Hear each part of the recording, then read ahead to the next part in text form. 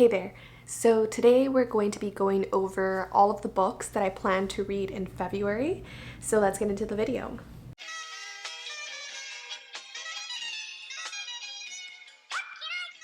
So I recently started a reading journal, which is very unlike me. I think I tried to start one maybe 3 years ago and it didn't go well because I didn't keep up with it. But this time I decided to be really intentional in the way that I set it up, really accounting for everything that I wanted to do and keeping it simple. And I'm really happy with it. It's really cute. I have it with me, and then I was even able to make a little spread where it goes over my February TBR.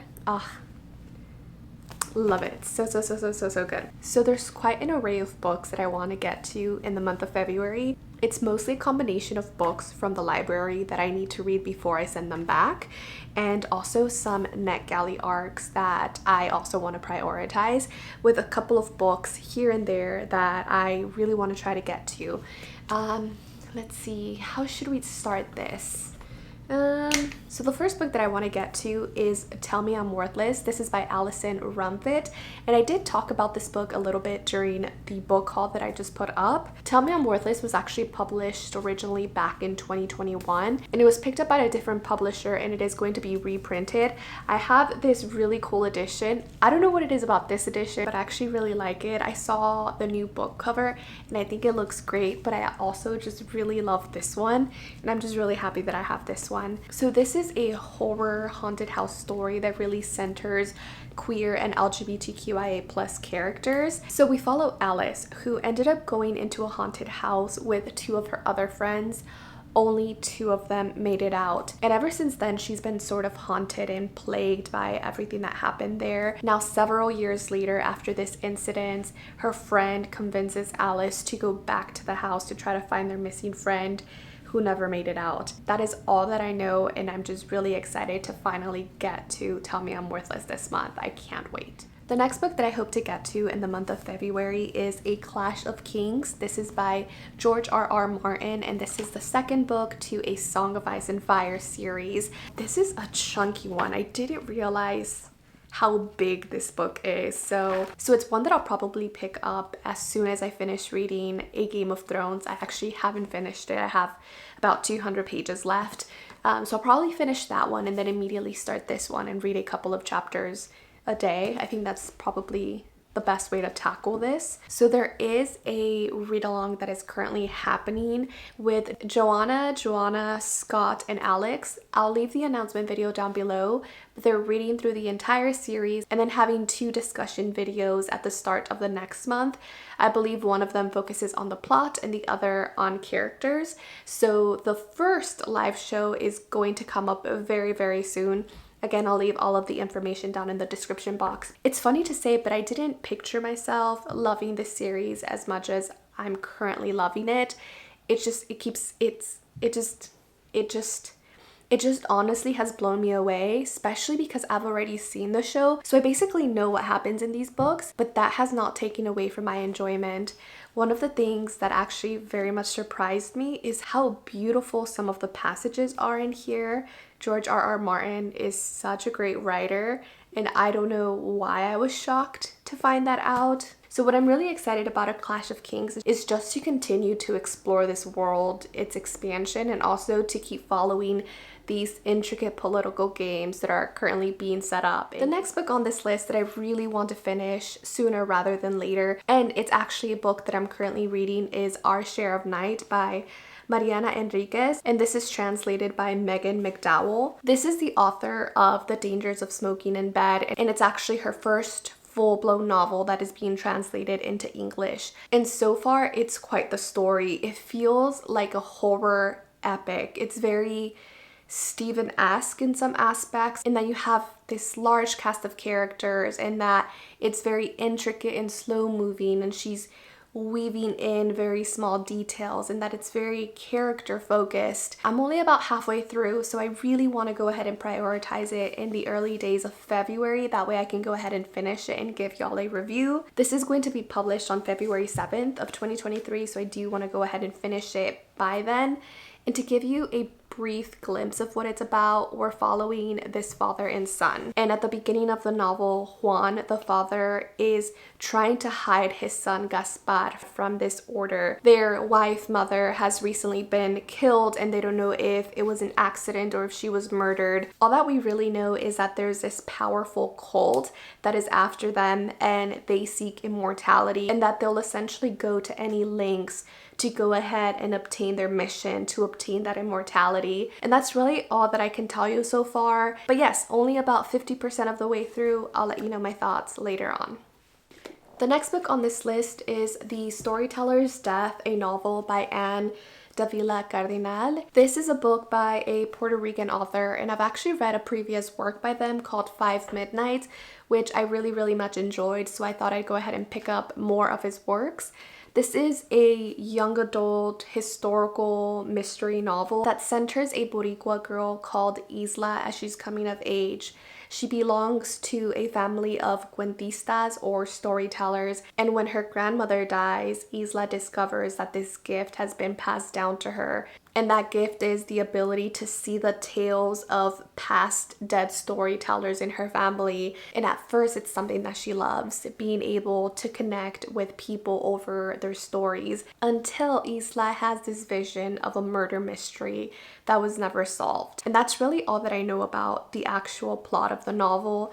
It is a young adult book. I don't read as much young adult anymore, but it is a concept that really intrigued me, so I hope that I really like it. So that is The Storyteller's Death. The next book on this list is called Fiebre Tropical, and this is a novel by Juliana Delgado Lopera.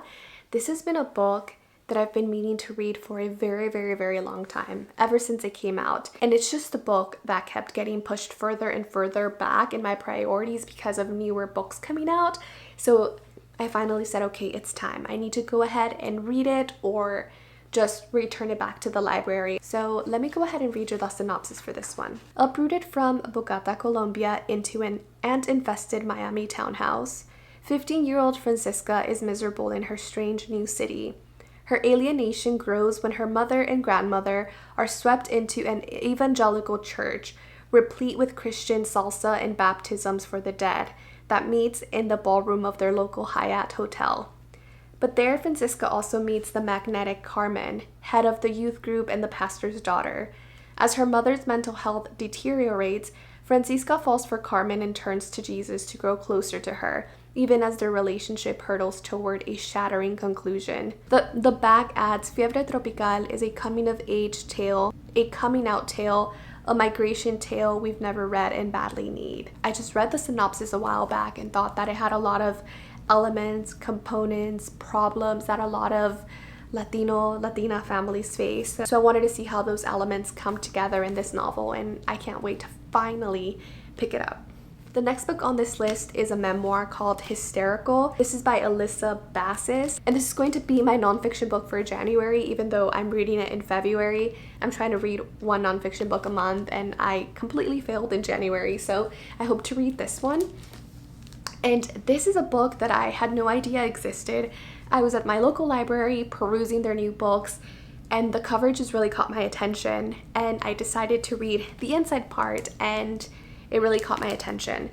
So this is what it says. Between 2016 and 2018, Elissa Bassist saw over 20 medical professionals for a variety of mysterious ailments. Elissa had what millions of American women had: pain that didn't make sense to doctors, a body that didn't make sense to science, and a psyche that didn't make sense to mankind. Growing up, Elissa's family, boyfriend, schoolwork, and television screen had the same expectation for a woman's voice. Less is more. She was called dramatic and insane for speaking her mind. She was accused of overreacting and playing the victim for having unexplained physical pain. She was ignored or rebuked like women throughout history for using her voice inappropriately, by expressing sadness or suffering or anger or joy. Because of this, she said yes when she meant no. She didn't tweet "me too," and she never spoke without fear of being too emotional. So she felt rage, but like a good woman, repressed it. In Hysterical, Elissa explains how girls and women internalize and perpetuate directives about their voice, making it hard to emote or just speak up, and burn down the patriarchy. but her silence hurt more than anything she could ever say. So this was just the book that immediately caught my attention, especially because I am someone who has a hard time using their voice. Like, starting this entire YouTube channel, right, was an experiment for me to take up space, and just, you know, learning how to take up space is something that I'm constantly working on, especially removing the guilt and the fear from that. So I hope that this will shed a little bit of light into her journey, give me some good laughs, and yeah, maybe I'll learn something new, you know? The next book on this list is a recent release that I'm just so freaking excited about. It's called Liar, Dreamer, Thief by Maria Dong. And the premise of this is that we have this woman who is stalking her coworker, and she stalks him to the point where one day she witnesses his suicide. And so she starts to investigate what happened, why he committed suicide, and she learns that not only was she stalking him, but that he was actually also noticing her and following her. And it's supposed to be an exploration of mental health, but also apparently a page turner. I just thought that concept was really intriguing, because no matter how much you observe someone and think you know something about them, you're never gonna really know all of their darkest secrets or everything that they're thinking. So I just hope this book is going to be a really, really good time, because the premise sounds fantastic. The next book on this list is going to be my February nonfiction pick, and it's called The 7 Necessary Sins for Women and Girls. This is by Mona Eltahawy, and it's actually a book that I already started. I have the audiobook through my library, and this is what it says. A bold and uncompromising feminist manifesto that shows women and girls how to defy, disrupt, and destroy the patriarchy by embracing the qualities they've been trained to avoid. Seizing upon the energy of the Me Too movement, feminist activist Mona Eltahawy advocates a muscular, out-loud approach to teaching women and girls to harness their power through what she calls the 7 necessary sins that women and girls are not supposed to commit: to be angry, ambitious, profane, violent, attention-seeking, lustful, and powerful. All the necessary sins that women and girls require to erupt. As you can see, this book has some similarities to Hysterical. This year, I just want to unlearn a lot of bad behaviors that I adopted growing up, like being timid and being shy and not speaking out of term. I really just want to, you know, grow into myself before I turn 30 and really get to know me and who I am, unfiltered and without feeling guilty for being too much. So I really hope that I enjoy this book, and I will let you know how both of them go. The next book on this list is Our Wives Under the Sea by Julia Armfield. Now, this was a book that I saw a lot of people reading, and people either really love it or they're underwhelmed, and I feel like I'm gonna be one of those people that really loves it just from the premise of it. So I'll go ahead and read the synopsis for you. Leah is changed. She left for a routine expedition months earlier, only this time her submarine sank to the seafloor. When she finally surfaces and returns home, her wife Miri knows that something is wrong. Barely eating and lost in her thoughts, Leah rotates between rooms in their apartment, running the taps morning and night. Whatever happened in that vessel, whatever it was the crew was supposed to be studying before they were stranded, Leah has carried part of it with her, onto dry land and into their home. As Miri searches for answers, desperate to understand what happened below the water, she must face the possibility that the woman she loves is slipping from her grasp. I mean, what more can you say? Like, I'm ready to read this and enjoy the hell out of it. The next 2 books on this list are actually going to be e-arcs through NetGalley. The first one is called Letters to a Writer of Color. This is edited by Deepa, Anappara, and Taymour Soomro. The reason that I picked up this book is because Deepa Anappara wrote one of my favorite books of 2022. I still have yet to film my best books of 2022, but it is coming, and I will talk about that book when that video comes out. And I just really love not only her writing style, but her storytelling. I thought, hey, this is edited by her, so let me go ahead and pick it up. So according to Goodreads, this is a vital collection of essays on the power of literature and the craft of writing from an international array of writers of color, sharing the experiences, cultural traditions, and convictions that have shaped them and their work. These 17 essays by celebrated writers of color start a more inclusive conversation about storytelling and encourage readers and writers to reevaluate the codes and conventions that have shaped their assumptions about how fiction should be written. That's definitely an important conversation to be had. So I'm just really excited to start this collection of essays. The last and final book that I hope to get to in February is called The God of Endings. This is by Jacqueline Holland, and it is a fantasy book. It's going to be published in March of 2023. Now, I don't remember why I requested this on NetGalley. I think I was in a fantasy mood at the time, but I have no idea what it's about, and I've actually heard some negative things about it, so we'll see how it goes. But okay, this is what the synopsis says.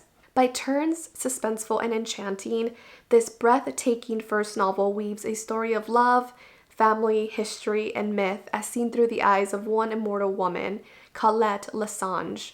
She is a lonely artist who heads an elite fine art school for children in upstate New York. Her youthful beauty masks the dark truth of her life. She has endured centuries of turmoil and heartache in the wake of her grandfather's long ago decision to make her immortal like himself. Now in 1884, Colette finds her life upended by the arrival of a gifted child from a troubled home, the return of a stalking presence from her past, and her own mysteriously growing hunger. Combining brilliant prose with breathtaking suspense, The God of Endings serves as a larger exploration of the human condition in all its complexity. Interesting. So as I was reading through that, it kind of sounded like The Invisible Life of Addie LaRue-esque, which I DNF'd. I never finished that. But then the end of it made me think that it's also going to be a vampire story. I read The House of Hunger in December of 2022, so last month, and it's still January, by the way, when I'm filming this. And I just loved The House of Hunger so much that I want to read more vampire fiction. So hopefully that's what this turns out to be. So those are all of the books that I plan on getting to in the month of February. As of now, there's always books that I have on hold at the library that end up coming in. Sometimes I just go ahead and pick them up. So I end up reading other books that I don't mention, but these are definitely going to be a priority this month. I'll be putting out my best books of 2022 very late, but coming soon, and also my January wrap up. Thanks for watching. I'll see you on the next one. Bye.